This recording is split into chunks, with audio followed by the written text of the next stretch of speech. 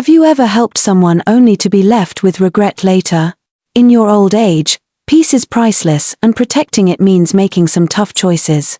Today, we're revealing 4 types of people you should never help in your later years if you want to avoid heartbreak, stress, and disappointment. Who are they? One of them might shock you, it could even be someone close to you. Before we dive in, make sure to like, share, and subscribe for more eye-opening content to help you live smarter, not harder. This isn't about bitterness, it's about boundaries. Let's explore how to protect your well-being without guilt, and why saying no can sometimes be the kindest act of all. Number 1. The ungrateful taker, when kindness becomes a silent burden. As we grow older, our priorities shift. What once felt urgent begins to fade, and what truly matters, peace, dignity, and meaningful relationships, comes into sharper focus. One of the most painful truths many people realize late in life is this: not everyone deserves your help, especially those who treat your kindness like an entitlement. We all know someone like this, the ungrateful taker. This person could be a family member, a longtime friend, or even a grown child. They seem to have a knack for always needing something: money, a place to stay, emotional support, a ride to the airport, help with the kids, but somehow, they never seem to have the time to say 2 simple words: thank you. The worst part? They rarely even realize they're taking advantage of you. Over time, helping them becomes less about compassion and more about obligation. You may start to feel guilty for saying no or selfish for setting boundaries. But here's the truth: when your giving is met with silence or even resentment, it's no longer kindness, it's self-neglect. Now, let's pause and reflect. Have you ever helped someone repeatedly, only to feel emptier after every interaction? If the answer is yes, you're not alone. Many older adults silently carry this emotional weight, believing it's their duty to keep giving, even when it costs their well-being. Ungrateful takers don't just drain your resources, they drain your spirit. You start feeling invisible, like your efforts don't matter. Worse, they may even twist the narrative, making it seem like you're the one who's ungrateful or difficult when you finally try to pull back. It's a cycle of emotional imbalance, and unless you consciously break it, it will follow you into your later years. In old age, your peace is your power. You've spent a lifetime giving to your family, to your community, to the people you love. You've earned the right to be surrounded by appreciation, not expectation. Helping others should feel fulfilling, not like a chore. If someone can't respect your time, your effort, or your love, they shouldn't be first in line when you're offering help. And let's be clear, this isn't about cutting people off harshly or being bitter. It's about being wise with your energy.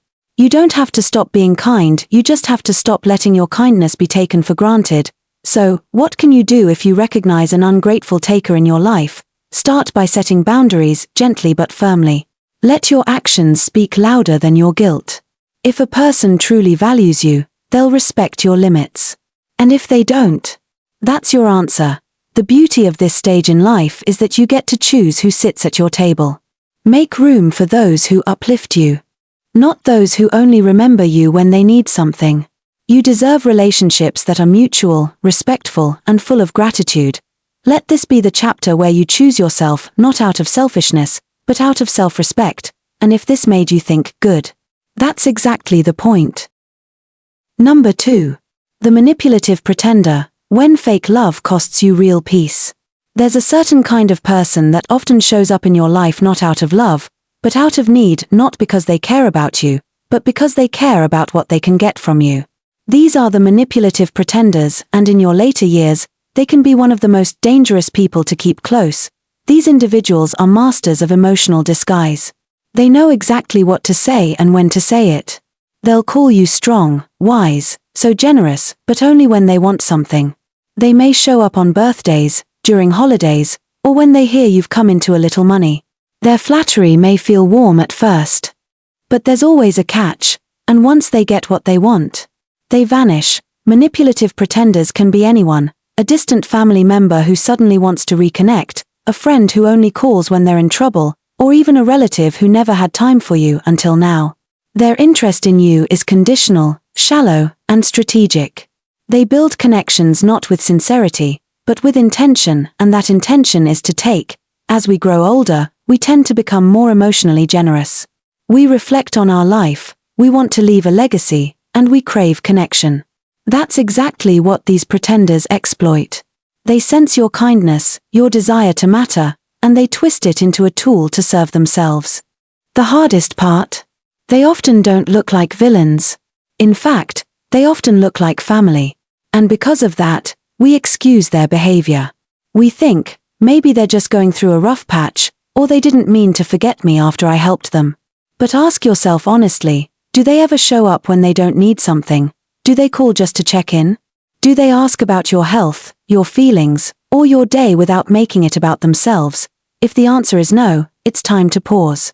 Because every time you say yes to a manipulator, you say no to your peace. And peace, especially in your later years, is something you can't afford to compromise. Manipulation isn't always loud. Sometimes, it's quiet. It hides behind sweet smiles and polite words. It can sound like, I don't know what I'd do without you, or, you're the only one I can turn to. But real love doesn't guilt-trip you. Real care doesn't come with hidden invoices. It's important to protect your space, not out of fear or anger, but out of wisdom. You've spent your life giving, supporting, and helping others. Now is the time to be surrounded by people who love you without strings attached. If someone only remembers you when they need help, that's not a relationship, it's a transaction. And you deserve more than that. Number 3. The backstabber in disguise, when the ones closest to you cause the deepest cuts. Not every enemy comes with a warning. Some wear a smile, offer a hug, and pretend to cheer you on while quietly hoping you fall. These are the backstabbers in disguise, and in your later years, keeping these people close can cost you not only your peace, but your self-worth. Unlike obvious manipulators or takers, backstabbers play a much subtler game. They're often the people you trust the most, a family member you supported for years, a lifelong friend you shared your secrets with, or even a close relative who once leaned on you during their toughest times. To your face, they're kind. Behind your back, they plant seeds of doubt, gossip, and resentment. At first, you might not even notice. You'll hear from someone else that they said something off about you. Maybe they questioned your judgment, criticized how you raised your kids, or mocked your health or lifestyle. At family gatherings, you might feel the cold undercurrent in their comments, subtle digs disguised as jokes. And you'll wonder, why would they say that about me? That's the sting of betrayal. It always comes from someone close enough to hurt you. In your later years, your circle should get smaller but stronger. These are the years to surround yourself with genuine people, not ones who bring stress wrapped in smiles. A backstabber, no matter how long you've known them, adds nothing but anxiety and doubt to your days. You start second-guessing your choices, questioning your value, and rethinking your past, not because you did wrong, but because they've made you feel small. And here's the hardest part, sometimes, these people once were genuine. Maybe life changed them. Maybe jealousy crept in. Or maybe their true colors just took time to show. Whatever the reason, you need to remember this: you are not obligated to keep toxic people in your life just because of history. The truth is, your peace is too precious to be put on trial by someone who pretends to love you while quietly tearing you down. Now, take a moment to ask yourself, is there someone in your life who smiles with you in public but speaks against you in private? Think about that. Do you feel safe sharing your joy, your struggles, or your plans around them? Or do you fear how they'll twist it later? Recognizing a backstabber is painful, but it's also freeing. Because once you see them clearly, you no longer need to tolerate the confusion, the fake compliments, or the awkward tension that clouds your peace. You can choose distance without bitterness. You can choose boundaries without drama. Remember, your time is more valuable than ever. These years should be filled with laughter, genuine conversations, and supportive connections, not walking on eggshells with someone who's proven they can't be trusted. Letting go isn't about revenge, it's about release. Release the need to fix people who broke your trust. Release the idea that loyalty means tolerating betrayal. And release the guilt that's kept you stuck in a one-sided relationship. You deserve real. You deserve peace.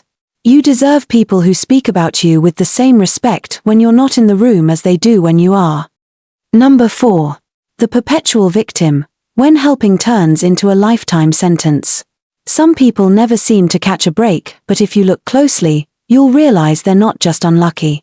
They're stuck in a mindset where the world is always against them, and everyone else is expected to fix it.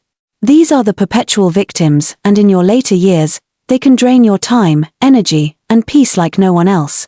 At first, helping them feels noble. They tell you stories of unfair treatment, bad luck, or how nobody understands them. Your heart goes out to them, especially if you're someone who believes in second chances or has a compassionate spirit. But over time, you start noticing a pattern. Their emergencies never end. Their stories never change. And no matter how much you give your advice, your money, your emotional support, it's never enough. These people aren't just going through a tough season. They've made pain and blame part of their identity. And they want you to carry that burden with them forever. They never take responsibility. Instead, they turn every problem into someone else's fault. They may say things like, "If it wasn't for them, I'd be fine," or, "People just don't get me." And the more you try to help, the more they lean in, until you find yourself entangled in a web of emotional dependency. Their chaos becomes your crisis. Their problems start controlling your time, your thoughts, even your health. It's easy to fall into this trap, especially in your older years. You want to be there for people. You want to be needed. But there's a fine line between support and sacrifice. And when someone refuses to grow, your continued help only enables them to stay stuck. Eventually, you're not helping anymore. You're participating. Now, pause and ask yourself this: is there someone in your life who always needs saving, but never changes, no matter how many times you show up for them? Think about how often you've sacrificed your peace, delayed your plans, or carried guilt just to keep rescuing them. Has it truly helped them? Or has it just worn you down? The truth is, you can love someone deeply and still not be responsible for their healing. You can offer support, but you don't have to be their permanent solution. Especially in your later years, your time is sacred. You've earned the right to rest, to reflect, and to enjoy life, not to be someone else's emotional lifeline forever. Perpetual victims thrive on attention and drama. If one problem gets solved, another quickly appears. And if you try to step back, they may accuse you of being selfish or uncaring. But that's manipulation disguised as need, and you're under no obligation to carry that weight. Helping someone should feel purposeful, not punishing. If your kindness is met with continued crisis and no accountability, it's okay to step away. You are not their only option. And you are not abandoning them by choosing yourself. Let go of the guilt. Let go of the pressure to always fix everything. Sometimes the most powerful help you can offer is a loving, firm no. Conclusion. And there you have it, 4 types of people you should think twice about helping in your later years. Your time, peace, and energy are too valuable to waste. If this video helped you reflect even just a little, please share your feedback in the comments. Have you ever dealt with someone like this? How did you handle it? Your story could be the one that opens someone else's eyes. Don't forget to like, share, and subscribe for more life-changing content like this. Let's build a community where wisdom is shared, peace is protected, and experience is valued. Your voice matters, we're listening.